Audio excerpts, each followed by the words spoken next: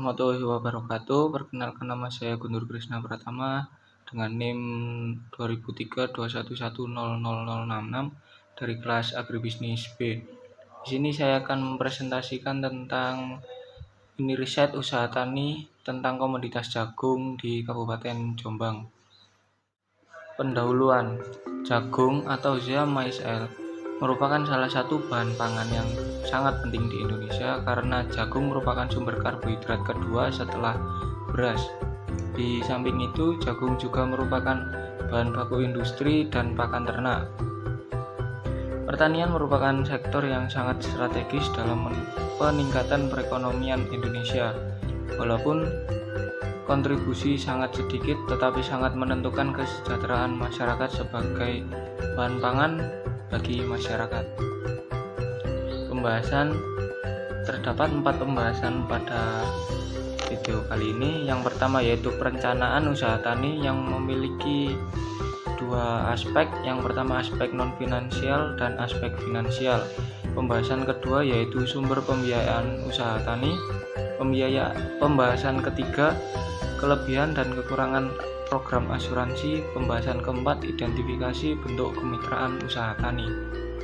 Selanjutnya pada pembahasan pertama yaitu perencanaan usaha tani pada aspek non-finansial. Yang pertama ada komoditas, yang mana menurut data BPS jumlah produksi jagung di Kabupaten Jombang menghasilkan produksi jagung sebanyak 39.757 ton pada tahun 2008. Lanjut pada tahun 2009 memproduksi sebanyak 37,5 ton, tahun 2010 sebanyak 24,4 ton, tahun 2011 sebanyak 27,6 ton, dan pada tahun 2012 mencapai produksi 31,8 ton. Selanjutnya yang kedua yaitu luas lahan dan status kepemilikan lahannya. Keadaan lahan dan luas lahan akan sangat mempengaruhi besarnya jumlah produksi dan penggunaan tenaga kerja. Lahan yang dikelola dengan baik akan berbeda hasil produksinya dengan lahan yang tidak dikelola dengan baik. Pada luas lahan yang digunakan kali ini yakni seluas 1 hektar, lahan tersebut adalah milik salah satu petani yang bernama Ibu Hidayah yang berasal dari Desa Ngutirejo, Kecamatan Liwak, Kabupaten Jombang. Dan status lahan yang dimiliki adalah lahan milik pribadi yaitu milik Ibu Hidayah. Dari hasil penelitian menunjukkan juga bahwa lahan usaha tani jagung di Desa Ngutirejo, Kecamatan Liwak, Kabupaten Jombang umumnya dan kebanyakan adalah lahan pribadi, milik pribadi.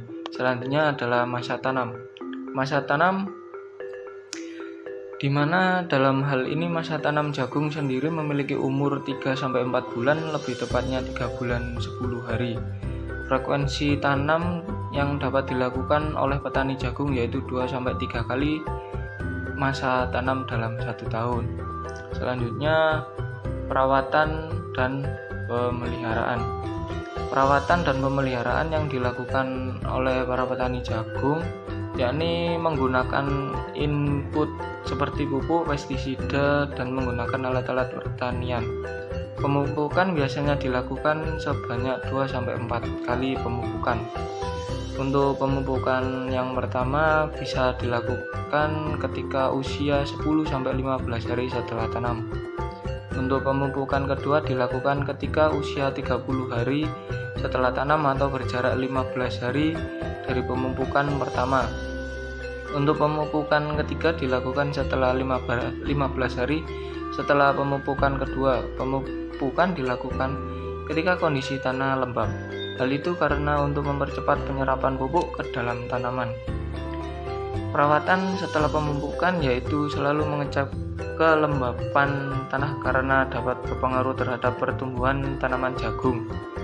Untuk menjaga kelembapannya biasanya dilakukan pembasahan tanah dengan mengalirkan air dari irigasi, atau ada yang bisa dengan menggunakan pompa air dari sumur bor terdekat.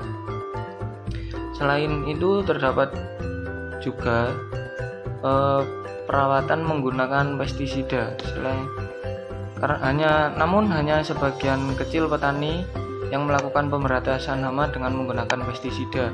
Sebagian lainnya tidak menggunakan pestisida karena keterbatasan modal atau juga tidak semua tanaman petani lain terserang hama. Pemberian pestisida juga harus cepat, artinya tepat, yakni tepat pada sasaran dan tepat waktu, sedangkan cepat adalah dilakukan secepatnya sehingga hama dan penyakit tidak berkembang dan menular. Selanjutnya lanjut ke aspek finansial. Yang pertama terdapat input biaya variabel. Dalam biaya variabel ini yang mana biaya tersebut akan dikeluarkan pada saat ingin melakukan penanaman komoditas jagung, di mana dalam proses penanaman memiliki beberapa kebutuhan yang harus dipenuhi, di mana total dari biaya keseluruhan tersebut yaitu sebesar 20.693.000. Selanjutnya yang kedua terdapat input biaya tetap. Dalam biaya tetap ini adalah biaya yang mana kebutuhan tersebut memiliki jangka waktu penggunaan atau umur ekonomis, atau biaya yang dikeluarkan oleh petani jagung yang mana jumlah besarnya tidak ditentukan oleh volume kegiatan usaha tani dalam hal produksi maupun penjualan, di mana total biaya tetap ini sebesar 479.768. Lalu terdapat input tenaga kerja. Biaya yang dikeluarkan untuk menggaji tenaga kerja untuk menggarap lahan, yaitu total biaya menghabiskan sebesar Rp7.270.000. Selanjutnya adalah hasil perencanaan. Hasil perencanaan usaha tani komoditas jagung ini rata-rata yang diterima petani sebesar Rp65 juta dalam satu kali masa panen. Penerimaan tersebut didapat dari jumlah hasil panen jagung sejumlah 10 ton atau 10.000 kilo dikalikan dengan harga pasaran yang saya ambil sebesar 6.500. Untuk keuntungannya sendiri mendapatkan uang sebesar 43.827.232. Pendapatan total dari penerimaan setelah dikurangi dengan biaya produksi. Untuk RC rasio sendiri mendapatkan nilai 3, BC rasio mendapatkan nilai 2. Lalu pada BEP produk akan berada pada titik untung jika hasil produksi jagung sebesar 3.257 kilo. Selanjutnya pada BEP rupiah akan berada pada titik untung jika harga penjualannya yaitu 2.117. Lalu apabila pendapatan tersebut positif, maka akan disebut keuntungan atau laba, sedangkan pendapatan negatif akan disebut kerugian atau rugi. Sehingga usaha tani ini dapat dikatakan mendapatkan keuntungan karena bernilai positif. Untuk RC rasio sendiri karena lebih dari 1, sehingga dapat dikatakan bahwa petani jagung mengalami keuntungan. Untuk BC rasio sendiri juga mendapatkan nilai lebih dari 1, sehingga dapat dikatakan bahwa petani jagung mengalami keuntungan. Usaha tani. Salah satu aspek terpenting dalam usaha tani adalah pembiayaan, terutama dalam hal pengadaan sarana produksi dan kebutuhan modal kerja lainnya. Namun tidak semua petani memiliki cukup uang untuk membiayai operasinya, terutama petani-petani kecil yang ingin meningkatkan output dan pendapatannya. Petani swadaya, mitra perusahaan atau pinjaman bank merupakan sumber pendanaan yang memungkinkan dilakukannya peminjaman untuk budidaya jagung. Selain itu, pinjaman juga bisa melalui lembaga keuangan mikro yang merupakan sumber pendanaan lain untuk pertanian seperti BMT, KUD, dan juga Bank BRI. Modal yang diperlukan untuk menjalankan usaha tani, terutama untuk penyediaan sarana produksi pertanian yang terdiri dari input permanen dan variabel seperti tenaga kerja, benih, pupuk, dan input pertanian padat karya lainnya. Selain itu, terdapat beberapa kendala dan strategi yang dihadapi dan digunakan petani untuk memperoleh pembiayaan dari berbagai lembaga dan program yang sudah tersedia. Selanjutnya yaitu kelebihan dan kekurangan dari program asuransi. Yang pertama adalah kelebihan yang akan kita bahas terlebih dahulu. Kelebihan yang pertama yaitu proteksi terhadap kegagalan pertanian, yang mana dari kelebihan ini kita memperoleh perlindungan atau proteksi terhadap segala macam bahaya yang dapat timbul di bidang pertanian. Contohnya seperti gagal panen. Merupakan keuntungan yang sangat mendasar dari asuransi pertanian ini. Contoh wajar jika panen gagal, petani tidak dirugikan karena asuransi akan mengganti seluruh modal tersebut. Yang kedua adalah nilai ganti rugi yang besar. Petani yang menderita kerugian menerima sejumlah uang yang cukup besar dari penyedia asuransi tanpa perlu meminjam uang dari tengkulak. Petani juga dapat melanjutkan kembali ladang dan kebun mereka. Selain itu, nilai kompensasi lebih tinggi dari jumlah pinjaman yang biasa diberikan oleh para tengkulak. Yang ketiga, terdapat kemudahan dalam mendaftar sebagai anggota asuransi. Petani dapat dengan mudah mendaftar untuk menerima asuransi. Petani biasanya didaftarkan oleh dinas tempat, dimasukkan ke dalam database pemerintah kabupaten atau kota, lalu dikirim ke provinsi sebelum diterima oleh Kementerian Pertanian melalui Ditjen. Selain itu, dinas tempat akan membantu petani dalam mengisi formulir pendaftaran calon pengguna asuransi. Yang selanjutnya adalah adanya subsidi pembayaran premi.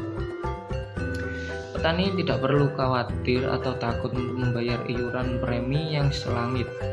Hal ini sebagai akibat dari dukungan atau subsidi dari pemerintah yang mengurangi biaya bulanan. Saat ini Ditjen, dinas provinsi, dan dinas kabupaten atau kota terlibat dalam pembayaran iuran asuransi pertanian. Selanjutnya kita akan membahas kekurangan. Terlepas dari manfaat program asuransi, ada beberapa kelemahan, yaitu rendahnya kesadaran petani tentang nilai asuransi pertanian, tingkat kesejahteraan petani masih lemah, dan sejumlah besar petani yang belum dihubungi oleh instansi pemerintah, bank, atau lembaga keuangan lainnya. Pembahasan selanjutnya yaitu identifikasi bentuk kemitraan usaha tani. Umumnya petani jagung masih memiliki banyak masalah. Agribisnis jagung sering dilakukan dalam skala yang kecil. Keterbatasan dalam pembiayaan, pengelolaan usaha, dan pemasaran membuat para produsen jagung sulit untuk mengelola operasionalnya secara efektif. Sistem kemitraan usaha dalam usaha tani jagung merupakan salah satu strategi yang dapat digunakan untuk meningkatkan output dan pendapatan produsen jagung. Di Desa Ngudirejo, Kecamatan Liwak, hubungan kelembagaan pemasaran produk jagung mengikuti pola perdagangan yang biasa dilakukan oleh petani dan pengepul atau tengkulak, baik pengepul lokal maupun pedagang dari luar daerah, atau yang biasa disebut sebagai kemitraan horizontal. Dan video presentasi dari saya. Mohon maaf apabila terdapat salah kata. Terima kasih. Wassalamualaikum warahmatullahi wabarakatuh.